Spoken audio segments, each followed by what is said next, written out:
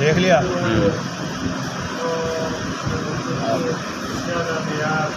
अब इसको जूली कट मरवा दें।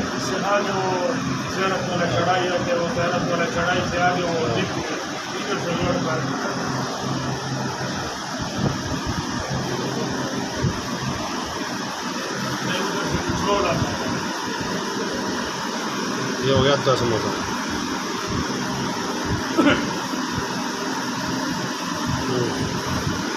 नाल ही इधर नूं लैके जाना, इधरों टमाटू दे के उत्तों लिया के ये विचों पाना सौदा। ਬਣਿਆ ਸਮੋਸਾ ਹੁਣ ਖੋਲੀ ਨਾ ਹੁਣ ਇਹਨੂੰ ਇੱਥੇ ਹੀ ਮਜ਼ਾ ਕਾਬੂ ਆਈ ਹੈ। ना ना मैं उसी कर लाँगे, सारी टेंशन खत्म होगी कल दी।